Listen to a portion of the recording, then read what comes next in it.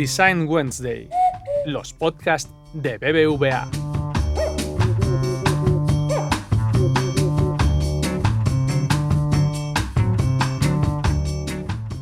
Para muchos, el diseño es solucionar problemas. Y ahora mismo como sociedad, si algo tenemos, son problemas. Y algunos de ellos son muy grandes, son guerras, pandemias, el cambio climático, la violencia hacia colectivos, y la lista sigue. Pero, ¿cómo se afrontan retos como la paz o el fin de la pobreza? ¿Puede hacer algo el diseño por abordar estos problemas a gran escala? Y cuando digo abordarlos, no es solo desde una perspectiva teórica, sino bajarse al barro e investigar, experimentar, definir soluciones, ponerlas a prueba y volver a empezar. Y para eso es que no bastan las herramientas, las metodologías y la buena voluntad. Necesitamos espacios, equipos multidisciplinares y muchos recursos para poder afrontar de forma efectiva estos problemas. Así que más bien, yo creo que la pregunta debería ser: ¿hay espacio para los diseñadores para dar respuesta a las grandes problemáticas sociales?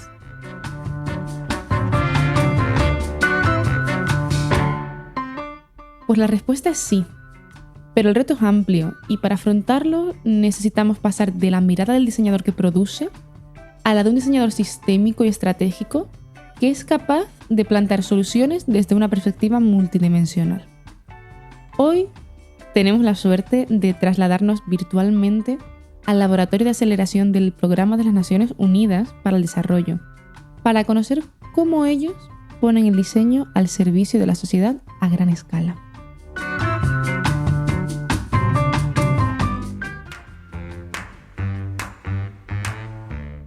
Bienvenidos a un nuevo episodio de Design Wednesday en podcast.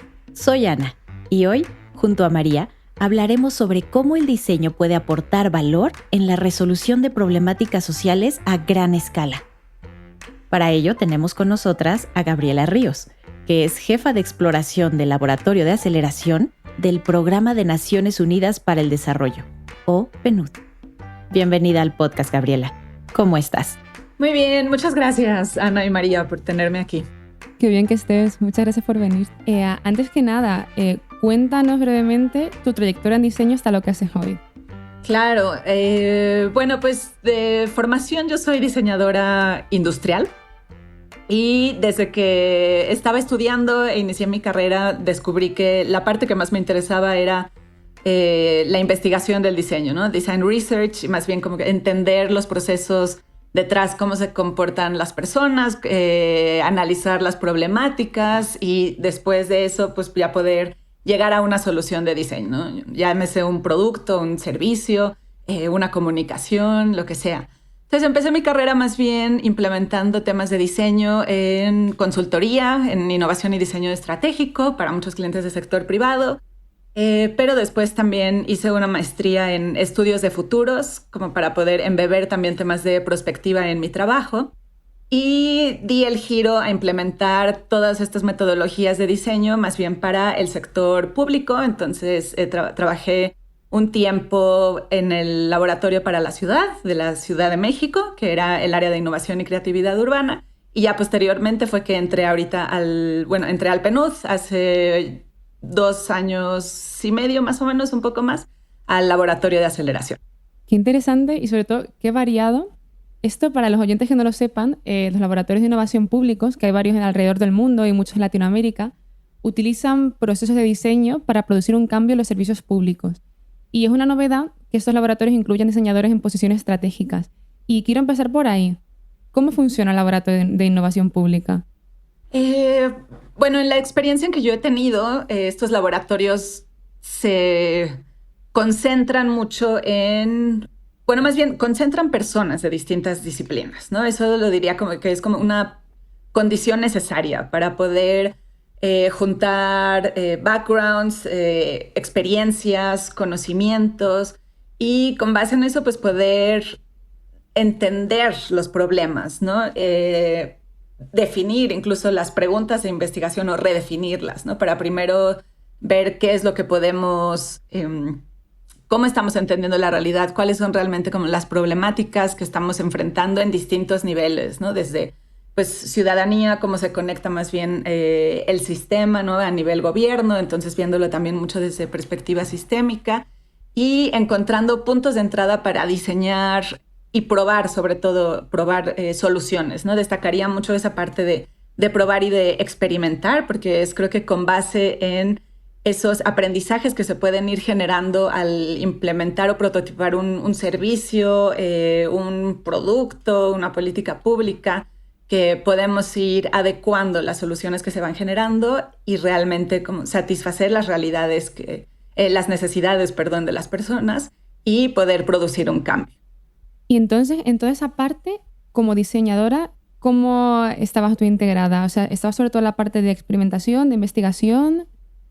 Sí, yo ahorita estoy integrada más bien en la parte de, bueno, primero que nada como de exploración, le llamamos, y eso significa entender o ver cuáles son esos cambios que están surgiendo, poder traer nuevos actores también a la mesa, ¿no? Nuevos aliados que puedan ser quizá aliados inusuales con los que no necesariamente trabaja el PNUD, traer también nuevas fuentes de datos, ¿no? Que nos permitan entender mejor qué es lo que está sucediendo, entender mejor las necesidades de las personas. Entonces diría que yo estoy más como que en esa fase, primero de entendimiento, de definición de las problemáticas para identificar puntos de entrada y oportunidades, y trabajando también mucho de la mano con mis colegas en el laboratorio de aceleración, que son, hay un jefe de mapeo de soluciones, un jefe de experimentación, en donde ya de forma pues, articulada se van generando experimentos y cosas que podamos probar. A mí me gustaría profundizar contigo, Gaby. Exactamente, ¿qué es lo que exploran? O sea, porque cuando yo escucho que están en un área de exploración, como que pareciera que salen a hacer campo o qué, ¿no? O sea, ¿qué clase de exploración hacen? ¿Es investigación o qué es? Claro, pues puede ser muy variado dependiendo del proyecto, ¿no? Entonces quizás sirve si ejemplifico un poquito con lo que hemos hecho en los últimos años. Por ejemplo, uno de los proyectos que tuvimos fue después de que ya inició la pandemia, ¿no? Por COVID. Parte de la respuesta que nosotros dimos desde el laboratorio del PNUD fue que queríamos entender el rol del capital social, de los lazos sociales entre las personas y gobierno para la recuperación de comunidades después de crisis, en este caso en específico COVID. Y ahí la exploración funcionó más bien en campo. Hicimos visitas a campo, fue concretamente en 2 colonias en Ciudad de México. Una colonia en la alcaldía de Iztapalapa, otra colonia en la alcaldía de Coyoacán. Visitamos el campo, hicimos investigación, entrevistas y grupos como de co-creación con habitantes de estas colonias, con personas de gobierno que están en esas zonas, para poder identificar pues las necesidades que tenían en ese momento, qué era lo que estaba surgiendo y de qué forma nosotros podríamos crear un prototipo, una solución para probarla y que pudiéramos fomentar los lazos sociales entre las personas. Entonces, concretamente ahí estuvimos explorando temas de intercambios, ¿no? Que podían ser intercambios de productos, de servicios, de conocimientos y cómo a través quizá de esas conexiones o interacciones entre las personas sostenidas a través del tiempo dentro de una misma colonia puede ayudar a fortalecer los lazos entre ellas. Entonces, ese sería un ejemplo de exploración en campo, viendo qué es lo que está sucediendo. Otro ejemplo de exploración puede ser más bien pues, a través de análisis de datos. Entonces, otro de los retos que estamos trabajando nosotros desde el laboratorio de aceleración es el erradicar la violencia de género. Y tenemos un proyecto sobre la seguridad de las mujeres en espacios públicos, en donde lo que estamos haciendo junto con nuestros aliados globales es probar el método de desviación positiva basada en datos. Desviación positiva o outliers, eso típicamente, y en temas de diseño lo identificamos mucho, ¿no? ¿Quiénes son quizá esos usuarios outliers? Pero aquí lo que se quería hacer es identificarlos a través de datos, y lo que nos dan los datos es que nos permiten abarcar geográficamente un área más amplia, eso por una parte, para poder después identificar a esos outliers y también analizar datos a través del tiempo. Entonces, lo que nosotros hicimos fue analizar muchísimos datos desde, características de la población, usos del espacio, uso de suelo, ¿no? Entonces, en ubicación de estaciones de transporte público, ¿qué más?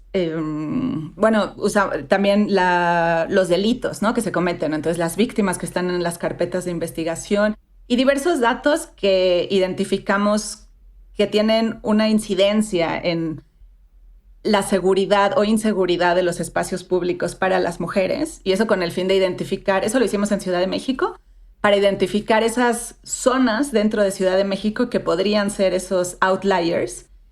Entonces, digamos que todo eso que he platicado es un análisis cuantitativo para que ya que identificamos esos espacios, fuimos a hacer trabajo en campo y ya pasamos más bien a la fase cualitativa de entrevistar y platicar con las mujeres que ocupan y que viven y transitan por estos espacios.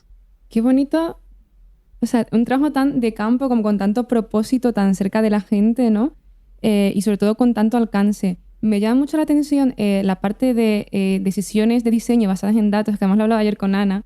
Me parece súper guay y me gustaría saber qué insights interesantes habéis sacado con vuestra experimentación en algún proyecto. Algo que os haya impresionado a lo mejor.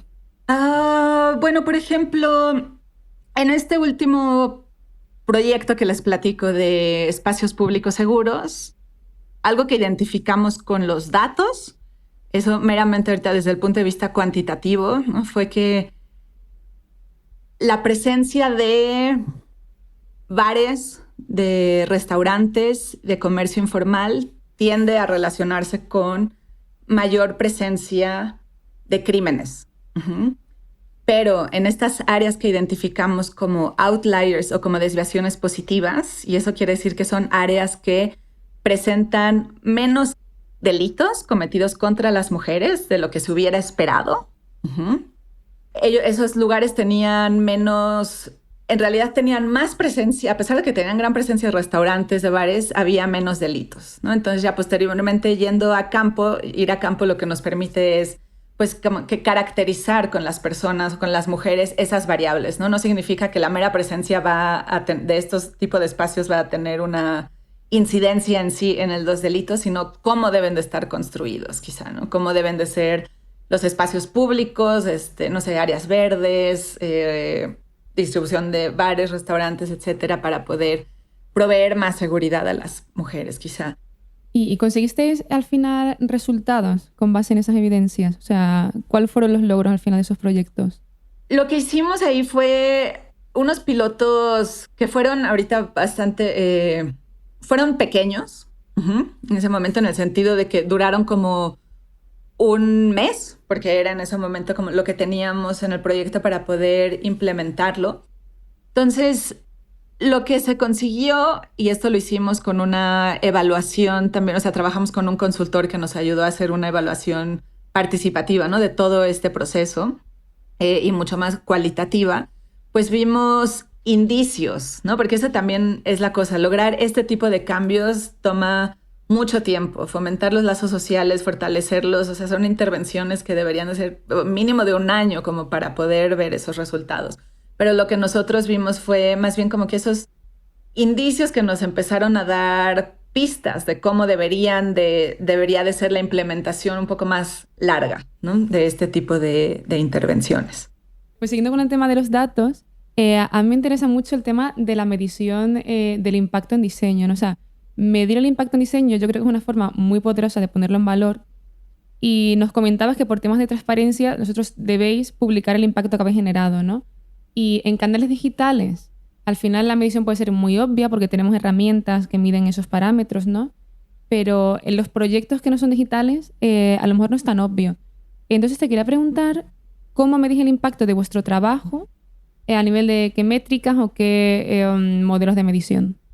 Nosotros como red de laboratorio, un laboratorio de aceleración, los laboratorios de aceleración en sí son una red de laboratorios que estamos presentes en 91 países del PNUD. Entonces, como un proyecto global, ¿no? Tenemos también como indicadores que necesitamos reportar todos nosotros. Eso diría que no está propiamente anclado al tema de diseño. Ajá, pero pues sí al proyecto, a lo que nosotros debemos de hacer como laboratorios. Entonces ahí es Tenemos indicadores como, por ejemplo, cuántas fuentes de datos estamos utilizando, diversidad de fuentes de datos, nuevas fuentes de datos que estamos generando, pero también, no sé, metodologías que estamos introduciendo a las oficinas de país, ¿no? En temas de, o sea, metodologías de innovación, herramientas de innovación, y ciertamente ahí también puede haber temas de diseño. Y eso sería como un nivel quizá, ¿no? De medición. Y otro nivel es ya dependiendo del proyecto que estemos implementando o del piloto que estemos implementando, pues habrá distintas métricas, ¿no? que estamos definiendo. Entonces, por ejemplo, en el de pues, capital social, dado que fue una intervención corta, lo que hicimos fue utilizar una metodología de evaluación participativa y más cualitativa. Entonces, parte de lo que se estaba pues evaluando era tanto el proceso colaborativo de cómo se estuvo diseñando y planeando el proyecto. Entonces ahí hicimos entrevistas, bueno, el evaluador, ¿no? Hizo entrevistas a nosotros, al equipo, pero también a nuestras contrapartes de gobierno con las que trabajamos para identificar pues cómo había sido todo el proceso de diseño de generación. Y también teníamos métricas, como por ejemplo de cuántas personas lograron hacer intercambios, ¿no? Ya las personas de las comunidades que participaron en los prototipos.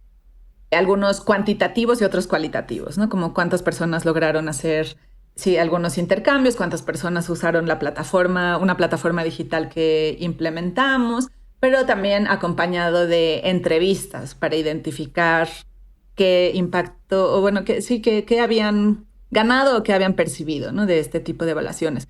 Entonces diría que sí, depende mucho de cada uno de los proyectos, pero también en temas de diseño yo pensaría que, y sobre todo cuando es impulsar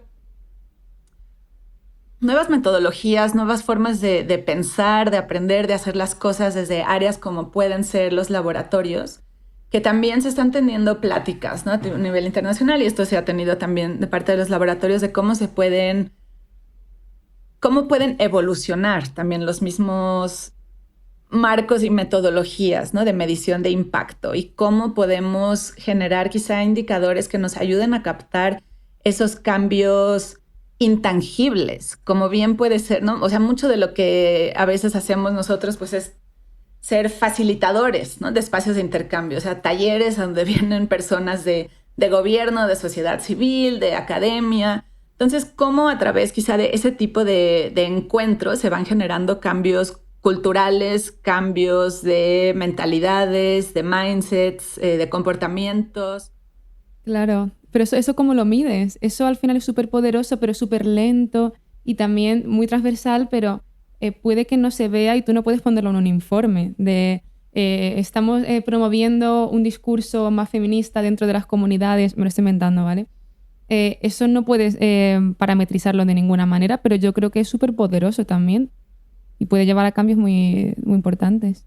Sí, y yo creo que, o sea, lo que se puede medir es buscar justo formas de hacerlo más cualitativamente, ¿no? Quizá cuantitativamente no se puede, pero y también ver cómo este tipo de cosas están contribuyendo a generar un cambio. Y creo que también ahí va a ser bien importante la mentalidad también del diseñador, cómo se empieza a familiarizar con este tema de los datos, porque siento que sí, los diseñadores estamos muy acostumbrados de pronto a mucho de esta carga cualitativa, somos muy buenos, ¿no? Por nuestro proceso natural, pero cuando de repente es como de, sí, quiero que hagas una exploración a partir de datos, creo que no es algo precisamente nuevo, pero creo que sí, en muchos ámbitos es algo inexplorado para los diseñadores. O sea, no es algo, por lo menos, al menos en mi caso, que abiertamente nos hayan dicho quizás de formación o en universidades, sí, claro, vamos a explicarles cómo hacer un análisis de datos específicamente, como si fueras a hacer un benchmark o como si fueras a hacer algún tipo de análisis de tendencias, que no es algo tan común, siento yo. Sí, y creo que aquí, Ana, me gustaría hacer así un disclosure. Ciertamente, por ejemplo, en el ejemplo que daba yo de los datos, no hice yo propiamente análisis de datos, ¿no? Y creo que justamente ahí también es tener la humildad, ¿no? Como diseñadores y desde cualquier disciplina, ¿no? Hasta dónde llega nuestro expertise. Y por eso la importancia de trabajar en equipos interdisciplinarios, ¿no? Entonces yo me apoyé completamente de un equipo de analistas de datos, de científicos de datos que podían hacer todo eso. Y creo que como diseñadores lo que nos toca es saber cómo articularnos, ¿no? Y cómo articular el trabajo, las mentalidades, las formas de pensar, ¿no? De distintas disciplinas para, pues sí, como que tomar lo mejor de cada disciplina y poder generar estos ambientes colaborativos y facilitar ambientes colaborativos que nos permitan realizar este tipo de trabajo. ¿Qué tipo de perfiles hay en tu equipo? Bueno, como diseñadores de formación, digamos, solo soy yo, pero por ejemplo, otra persona de nuestro equipo, no sé, formación es arquitecto, pero tiene mucha experiencia haciendo temas de gestiones de proyectos culturales. También otra persona es economista, ¿no? Entonces tiene muchísima experiencia en temas de medición de impacto. Eso como que en el equipo core, ¿no? En el núcleo, pero nos apoyamos también mucho de pues, trabajar con consultores, con otras personas del ecosistema. Entonces bien podemos trabajar con científicos de datos, con diseñadores urbanos, con personas de sociología, dependiendo de lo que vayamos necesitando, ¿no? Ciertamente también con personas expertas en temas de políticas públicas, ¿no? Y bueno, en PNUD, ya hablando más ampliamente, ¿no? Fuera del laboratorio de aceleración, pues hay personas con muchísimo experiencia, ¿no? Y conocimiento sustantivo en temas, pues, de género, de gobernanza, de desarrollo, en la convivencia, ¿no? Y trabajo colaborativo con todos estos perfiles que podemos abordar mejor los problemas complejos, ¿no? A los cuales nos estamos enfrentando. Claro, es que si no, abordar ese tipo de problemas solo desde el diseño lo veo prácticamente imposible. O sea, el diseño siempre estamos con el discurso del diseño tiene mucho impacto, el diseño es súper poderoso, pero está claro que el diseño solo tampoco llega a ninguna parte. Y te quería preguntar, me hablabas, por ejemplo, del proyecto que habías hecho del rol del capital social, de los espacios públicos seguros, y claro, me preguntaba que al involucrar temáticas sociales y que no son puramente relacionadas con obtener beneficio económico como una entidad privada, ¿cómo priorizáis los proyectos? Porque yo me pregunto, sobre todo con el tema de los objetivos de desarrollo sostenible, ¿qué es más importante? ¿La igualdad o el medio ambiente? ¿Qué priorizas? Es que no es tan fácil, porque dentro de una empresa al final, pues, ¿qué es lo que te va a ayudar a vender más, ¿no? ¿O te va a posicionar como marca? Bueno, pues eso es más fácil, pero desde el punto de vista social, complicado. Sí, claro. A ver, ahí lo diría... O sea, diría que el laboratorio de aceleración, ¿no? Estando adentro del PNUD, el PNUD se compone de distintas unidades, ¿no? Y se van abordando las prioridades de acuerdo a lo que se ha ido trabajando con los países. O sea, de cada oficina de país trabaja con sus gobiernos para poder atacar las prioridades nacionales. Entonces, aquí en México, pues se trabaja con temas de gobernanza, de desarrollo social y económico. Está la unidad también de ambiente, está la unidad de género y ellos van implementando proyectos, ¿no? Y empujándolos para ir abordando desde esas dimensiones, digamos, los objetivos de desarrollo sostenible a que les corresponde. Ahora, desde el laboratorio de aceleración más concretamente, que estamos más bien quizá como un área pues transversal, la forma como nosotros lo hemos ido haciendo es también trabajar en retos que se identifican como prioritarios, ¿no? Quizá para la oficina, como por ejemplo tema de pues, violencia de género, ¿no? Que es sumamente importante en un país como México. Temas también de resiliencia, ¿no? Y sobre todo también pues ahora para la recuperación COVID. Entonces, pues sí, como que vamos tratando de implementar proyectos que nos permitan aprender más en torno a estos desafíos prioritarios. Hace ya un rato, Gaby, nos comentabas acerca de exploración, ¿no? O sea, ya te preguntábamos qué cosa era la exploración, en qué consistía, pero también mencionaste una palabra que se me hizo muy interesante, que es experimentación. Y de pronto siento que exploración y experimentación van acompañadas, pero no son precisamente lo mismo. Y sí me gustaría terminar de entender cuando mencionas experimentación, para ti, ¿qué es experimentación? O para el PNUD, ¿qué es experimentación? Claro. Sí, pues como están diseñados los laboratorios de aceleración, ¿no? Cada laboratorio tiene 3 personas, ¿no? Entonces está jefa de exploración, que soy yo, jefa de experimentación, y jefe de mapeo de soluciones.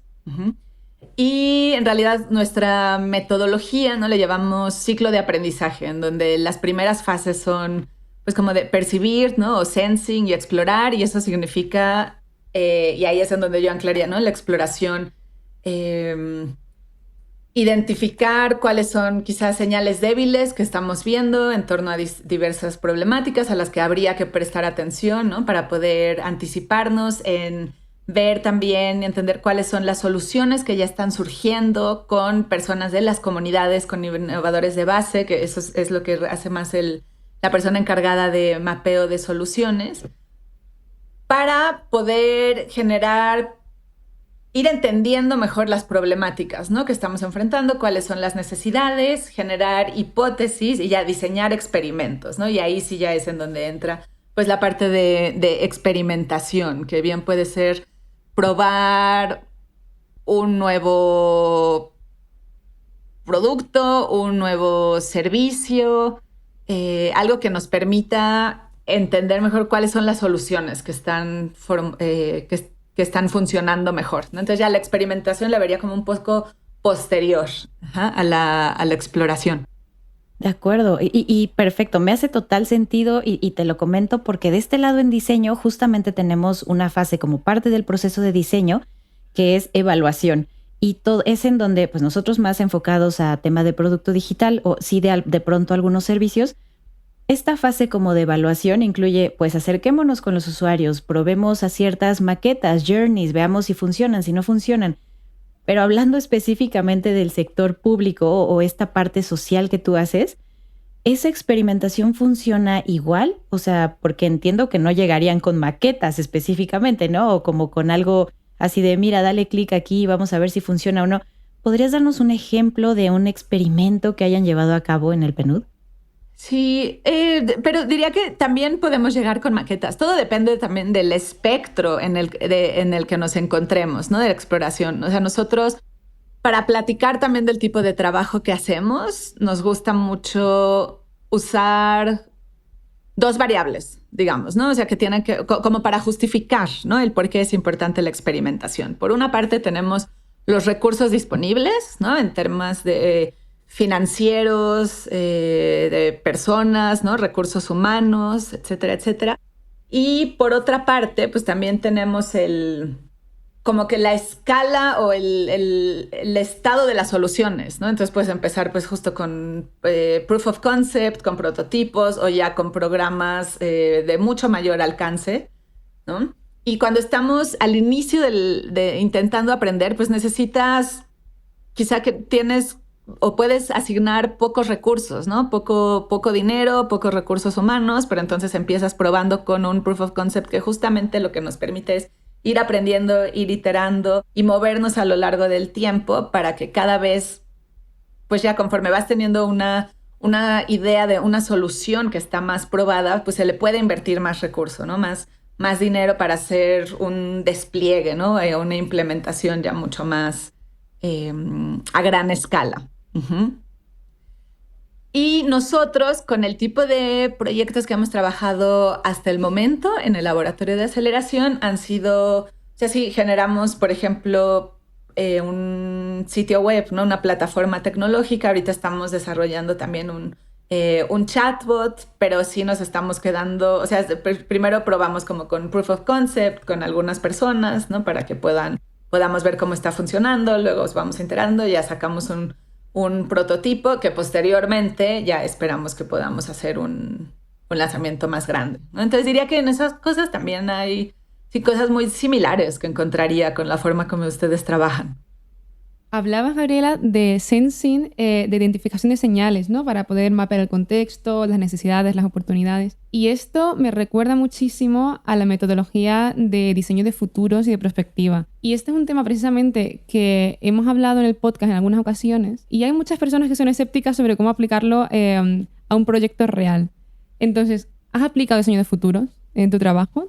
Sí, hemos hecho algunas cosas utilizando metodologías de prospectiva y ahorita estamos por iniciar otra. Entonces, por ejemplo, el año pasado, me parece, hicimos taller con personas del ecosistema de... A ver, nuestra temática era violencia política en razón de género, ¿no? Entonces, ¿cuál es la violencia que sufren las mujeres que están participando en política para lanzarse a cargos públicos, ¿no? Eso lo hicimos como en el marco de las elecciones del año pasado. Hicimos unos talleres participativos con personas del Instituto Electoral, con personas del ecosistema, ¿no?, de sociedad civil que trabajan con estas temáticas, para implementando pues, metodologías de diseño de escenarios, ¿no? Pudiéramos ver cuál es esa visión deseable. Lo hicimos hacia 2030, ¿no?, que nos gustaría ver en México para pues, que las mujeres puedan tener una mejor participación en la vida pública y sin sufrir esta violencia que están sufriendo hoy en día. Y a través de eso encontramos 3 puntos de entrada y diseñamos ahorita a manera de proof of concept como 3 posibles intervenciones que podríamos trabajar, o sea, seguir desarrollando para poder implementarlas, ¿no? Entonces eso se diría que es una forma como lo hemos implementado para detectar oportunidades y puntos de entrada de qué tipo de intervenciones podríamos diseñar. Y otra cosa que estamos haciendo, y este es un ejercicio que estamos empezando a hacer a nivel regional, los laboratorios de aceleración, porque también buscamos trabajar mucho en red, ¿no? No es solo el laboratorio de México, sino también el laboratorio, ¿no?, y PNUD de otros países. Es identificando, bueno, haciendo un mapeo de señales en temas de movilidad humana, para ver cuáles son los patrones que encontramos en la región. Ahí lo que vamos a hacer es, la aproximación ahí es mucho más cualitativa en este momento, y eso quiere decir que podemos identificar esos cambios que estamos percibiendo que surgen, ¿no?, que son esas cosas que tal vez todavía no se sabe cómo van a evolucionar, qué impacto van a tener, ¿no?, con certidumbre, pero que deberíamos de prestarles atención. Y eso puede tener distintas fuentes. Puede surgir a través de una plática con personas que están viviendo en situación de movilidad humana, con personas que trabajan en ese ámbito, con noticias de periódicos. Entonces vamos a iniciar ahorita un proceso de recolección de todas estas señales para posteriormente analizarlas, encontrar como esos patrones, y esperamos que nos puedan ayudar a generar escenarios y que posteriormente eso pueda informar la toma de decisiones, ¿no?, del tipo de proyectos, de qué habría que estarle prestando atención en temas de movilidad humana. Wow, o sea, me llama mucho la atención porque es que son unos temas que son muy fuertes. O sea, todo el tema de movilidad humana o de violencia hacia las mujeres que se quieren presentar a cargos públicos. Claro, me da la sensación de repente como que el trabajo que hacemos el resto de diseñadores suena un poco incluso frívolo, ¿no? Porque son temas al final con muchísimo alcance. Y yo te quería preguntar, sobre todo, con la situación en la que vivimos ahora y en los entornos de tan alta incertidumbre en los que tienes que trabajar tú el día a día, ¿eres optimista? Es decir, ¿eres optimista con el impacto que puede generar el diseño? ¿O estamos siendo un poco idealistas pensando que el diseño genera un impacto y que podemos generar cambio? O sea, sí se pueden lograr cambios, ¿no? Diría que soy una optimista también con paciencia, o tratando de cultivar más la paciencia, precisamente porque generar cambios, ¿no?, en este tipo de temáticas pues requiere tiempo, ¿no? Y lo que mencionaba hace rato, o sea, hay cambios también que van siendo intangibles y que necesitan florecer, ¿no?, y tener más tiempo para que podamos ver los resultados. Entonces, sí soy optimista, pero también diría que parte de lo que a mí quizá me ha ayudado, ¿no?, a entender más como mi rol o la aportación que puedo hacer yo como persona, ¿no?, como individuo, es como que desmenuzar, ¿no?, las problemáticas. O sea, no podemos pensarlas como tan grandotas porque entonces sí, se vuelve como súper abrumador, ¿no? Pero también lo que mencionabas hace rato, María, de que quizá lo que hacen otros diseñadores es frívolo, pues no me lo parece, ¿no? O sea, creo que siempre, o sea, el diseño de un servicio, de un proyecto, de un trámite digital, ¿no?, de digitalizar quizá, o sea, pueden ser, si estamos hablando desde el sector privado, ¿no?, de poder tener acceso a una cuenta financiera o de digitalizar un servicio dentro de gobierno, pues puede implicar y tener un gran impacto también en las personas, en el sentido que quizá no se tienen que desplazar, ¿no? No tienen que pedir un día de trabajo, medio día de trabajo para poder ir y hacer un trámite. Entonces creo que justo es de la suma de todos esos pequeños esfuerzos como se van generando cambios. Vamos a pasar ya al último bloque de la entrevista como tal. Y aquí quería hablar sobre que trabajáis con propósitos muy ambiciosos y de gran alcance, como ya hemos estado hablando. Algunos de los objetivos de desarrollo sostenible, sin ir más lejos, son el fin de la pobreza o el hambre cero, que así no es para poco, vamos. Y el otro día leía a Elizabeth Rosselló, que es una consultora estratégica experta en prospectiva, que publicaba la siguiente frase: no hay estrategia sin una mirada sistémica.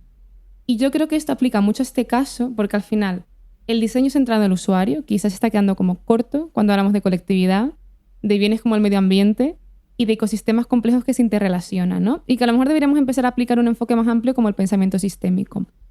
Para dar contexto a los oyentes que no lo conozcan, el pensamiento sistémico es una técnica de análisis de comportamientos en contextos complejos y cambiantes. Y cada vez se oye más en el contexto del diseño estratégico como Complex System Design o System Thinking. Entonces, Gabriela, ¿qué opinas sobre esto? Sí, o sea, creo que estoy de acuerdo. Completamente se tiene que abordar, ¿no?, los problemas complejos que tenemos desde esta mirada sistémica. Y eso es también cosas que hemos implementado desde los laboratorios de aceleración y aquí también en México. Entonces, por poner un ejemplo, justamente desde el PNUD, ¿no?, en colaboración, Laboratorio de Aceleración, pero también la Unidad de Desarrollo Social y Económico, se tiene una alianza justamente con el sector privado, con empresas del sector privado para impulsar la inclusión financiera en México, en donde esta alianza la impulsó la Unidad de Desarrollo Social y Económico, ¿no? Pero el rol del laboratorio fue facilitar el año pasado unas sesiones de co-creación con personas de esta alianza para poder llegar a ideas de pilotos que se puedan implementar posteriormente, ¿no? Y probar soluciones que nos ayuden a impulsar la inclusión financiera en México. Y justo parte de cómo lo abordamos en este proceso de co-creación fue empezar por un análisis de sistemas, ¿no? Y con un mapeo, o sea, viendo cuáles son esos factores y limitantes que tenemos en temas de inclusión financiera desde el ámbito pues social, cultural, económico, político, legal, tecnológico, para con eso poder ir identificando cuáles podrían ser quizá esos puntos de entrada para poder diseñar pilotos, ¿no?, y que nos ayuden a generar cambios. Y pensaría que también algo importante, ¿no?, del pensamiento de sistemas es que nos permite desdoblar o ver todo el panorama de todo lo que necesitamos abordar, ¿no? O sea, un problema se requiere cambios culturales, pero quizá también herramientas tecnológicas, ¿no?, cambios legales, y cómo podemos diseñar intervenciones en esos distintos ámbitos y poder, pues, implementarlos, ¿no?, a la vez. Y eso es lo que nosotros trabajamos como diseñar portafolios de pilotos, ¿no? Entonces es estar probando y abordando una problemática desde distintas dimensiones. También eso me habla a mí de muchísima, muchísima complejidad, porque pasamos de la escala de entender a un usuario a de pronto entender a un contexto muchísimo más amplio. O sea, ahorita que tú decías, hay que ver cómo articulas la parte legal con la parte a lo mejor de necesidades, con la parte a lo mejor de... Y puedo empezar a agregar, ¿no?, que si salud pública, que si esto, que si aquello. La escala para mí se vuelve gigante. O sea, no sé si hay alguna metodología como para que puedan ayudarse o ustedes apoyarse a poder hacer este desdoblamiento o a poder hacer esta articulación de diferentes contextos. Pues, a ver, en cuestión primero de escalas, Ana, diría que es siempre estar yendo y viniendo, ¿no? Haciendo como este zoom out y zoom in, ¿no? Y cómo, o sea, como lo hemos hecho es, pues, no sé, utilizando metodologías de mapeos de sistemas, ¿no? Entonces quizá empezamos mapeando justamente cuáles son esas limitaciones que existen, no sé, ahorita en torno a la problemática, ¿no?, que quieras abordar. Y como que buenos ejes, ¿no?, para empezar son como el análisis STEP, ¿no? O sea, sociedad, tecnología, ¿no?, del medio ambiente, economía, política, etcétera, ¿no?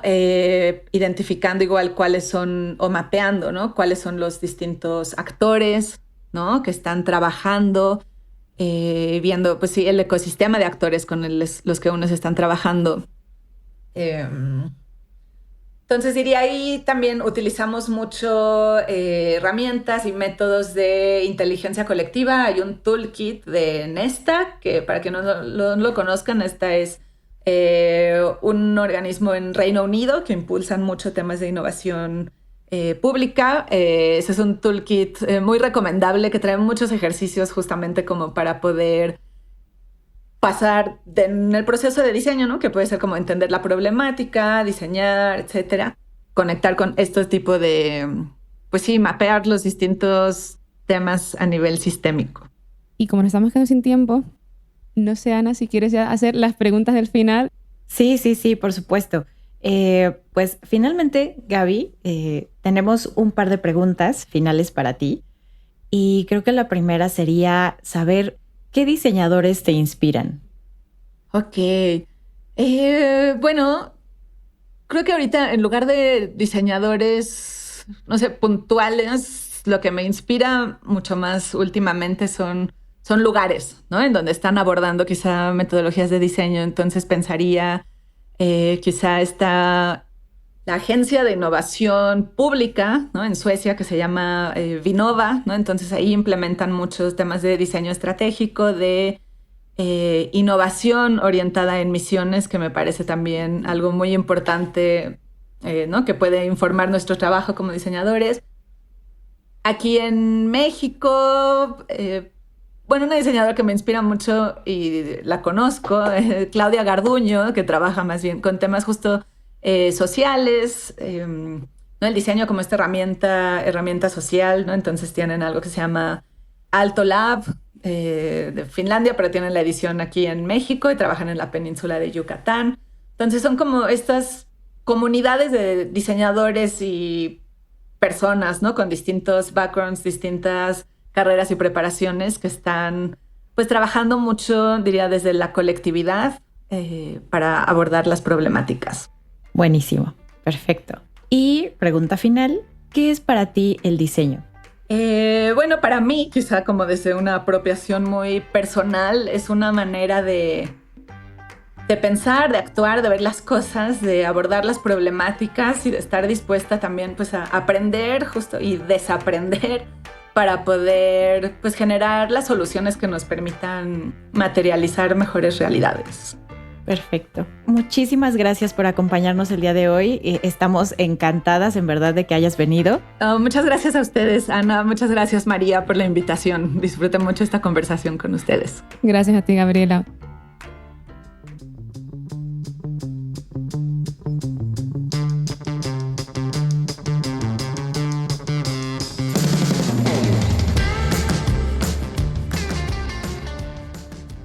Recuerda que puedes suscribirte a todos los podcasts de BBVA en iVoox, Apple Podcast, Spotify y Google Podcast.